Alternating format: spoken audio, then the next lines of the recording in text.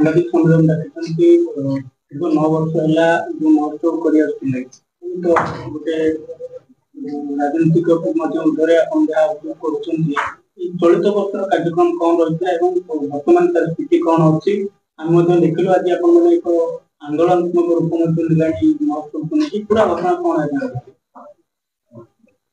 ମୋ ନାଁ ଆଜ୍ଞା ଭରତ ଚନ୍ଦ୍ର ମହାନ୍ତ, କାଳିଆପାଣି ମୋ ଘର, पंचायत सभापति मु एसआरसीके साधारण संपादक। ए अंचल 9 वर्ष धरी शहरिक युव महोत्सव हो आसुची। ए शहरिक अंचल 7 पंचायत को लेकिन जो शहरिक युव महोत्सव करा जाउची लोक प्रतिनिधि परामर्श क्रमे आदिवासी हरिजन विभिन्न संप्रदायर लोकर पारंपरिक गीत नाच एवं तांकर ऐक्य को लेकिन ए शहरिक युव महोत्सव टी होउची। एतिरे आपण मानकर चाषी को प्राधान्य दिया होउची, स्कूल पिला को प्राधान्य दिया होउची, हैंडीकैप मान को दिया होउची, विभिन्न वर्गर लोकंकर तांकर पारदर्शिता परिस्फुट करा जाउची। एटी तांकर प्राइज वितरण करा हुए, उत्साहित करा होउची। विभिन्न एसओजी ग्रुप मान को मध्य शिक्षा भित्तिक किमिति कोन तांकर निजे आत्मनिर्भरशील हब ए शहरिक युव महोत्सव माध्यम रे तांको प्रशिक्षण दिया हुए। ए टाइप रो पारंपरिक याकू एक गणपर्व भाव रे अंचल लोक माने प्रतिपादित करा जाइछि बा मानुचंती लोक माने सब प्रत्येक पंचायत रो लोक युवक युवती महामाउसी माने मध्य पारंपरिक वेशभूषा निजर जो पारंपरिक अच्छी से वेशभूषा आसिक आमर शहरिक युव महोत्सव रे भाग नियंती। 7 पंचायत से पारंपरिक को नहीं पर्यवेक्षक माने आलोचना करी जजमेंट करी तांको पुरस्कृत करा जाए। तेणु ए अंचल एक गणपर्व भाव में ताकू परिगणित होईची।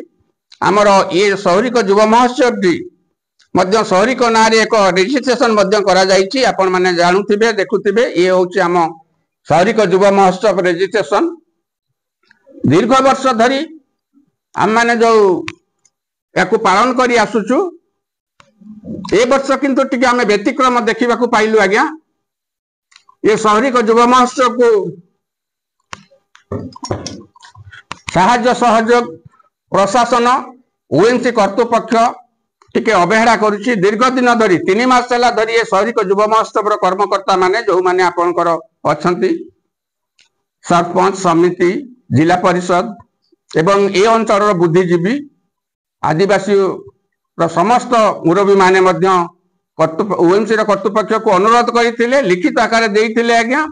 से माने हाँ आज परमिशन देबू काली देबू ए टाइप से माने चलिले। आज आमर शेष निष्पत्ति थिला, शेष प्रस्तुति बैठक थिला। आमर 9 तारीख ठारू आमे माने शहरिक युव महोत्सव पई स्थिर करिछु ए अंचल शहरिकवासी माने। तेणु दुखर विषय आमे भाबिलु बा आमे जानिबा को पाइलु जे अन्य एक संस्था अन्य एक नूतन भाव में गढ़ी आसुथिबा क्रोम नगर रो गोटे संस्था कौन कौन आमे जानिनु से एक्चुअली किए कौन करूची आज्ञा। ताकू परमिशन देइचंती से तांकर बाउंस पकेइलेनी ए करलेनी।